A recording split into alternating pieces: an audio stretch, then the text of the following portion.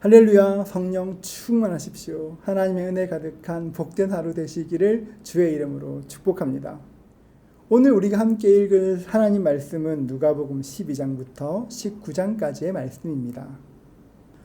누가복음을 시작하면서 예수님의 동그라미를 하고 또 기도의 동그라미를 하라고 말씀드렸는데 어떻게 하고 계신지 궁금합니다. 자주 읽어왔던 말씀이지만 어떤 단어에 집중해서 말씀을 읽다 보면 생각지 못한 것들이 보일 때가 있고 또 본문이 전혀 다르게 읽힐 때도 있습니다. 저는 여러분들이 성경을 읽으면서 잘 아는 말씀이지만 다르게 보이는 은혜가 있으시기를 축복합니다. 누가복음에는 모두 25개의 비유가 나옵니다.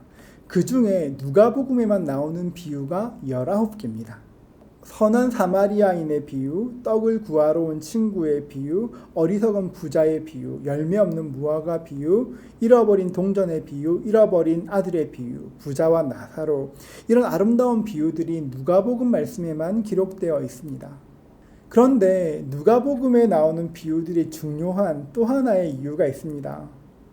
비유를 베푸신 시점을 주목해 봐야 합니다.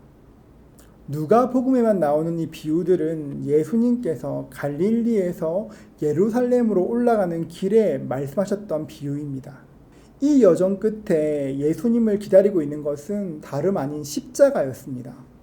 제자들은 상상도 못했지만 예수님께서는 이것을 잘 알고 계셨습니다.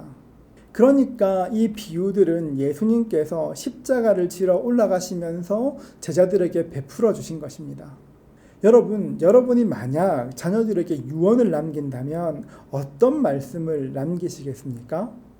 자녀들이 꼭 들었으면 하는 것, 꼭 깨달았으면 하는 것, 이렇게 살아야 한다, 그런 것 말씀하지 않으시겠습니까? 예수님도 그러셨습니다.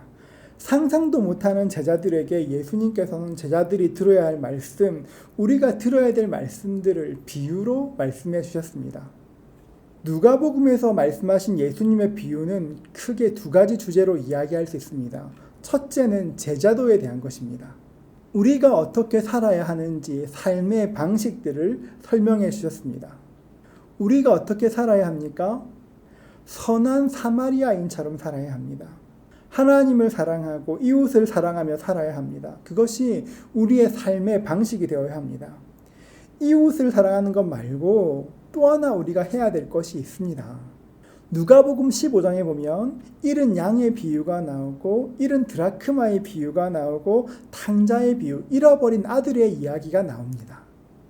우리가 잘 아는 이야기입니다. 여러분, 이 비유들의 핵심이 무엇입니까? 잃어버린 것을 찾는 것입니다. 잃어버린 양을 찾고 잃어버린 드라크마를 찾고 잃어버린 아들을 찾는 것, 이것입니다. 사실 목자에게 양 한 마리 잃어버리는 것은 그럴 수도 있는 일입니다. 일반적으로 목자는 주인과 계약할 때 몇 마리까지는 잃어도 괜찮다는 그런 조항을 넣어서 계약합니다. 그러니까 하나쯤 없어져도 피곤한데 굳이 찾아야 되나 이렇게 생각할 수도 있습니다. 하지만 본문에 등장하는 목자는 양을 찾아 헤매입니다. 그리고 기어이 양을 찾아서 데리고 옵니다. 여러분, 이것이 바로 우리 주님의 마음입니다.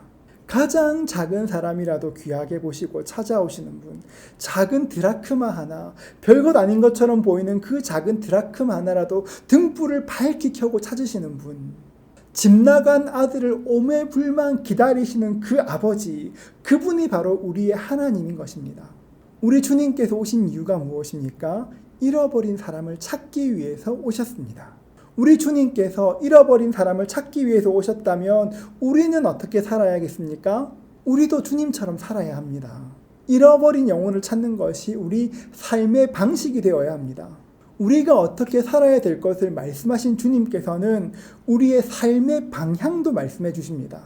누가복음 16장에 보면 부자와 나사로의 비유가 있습니다.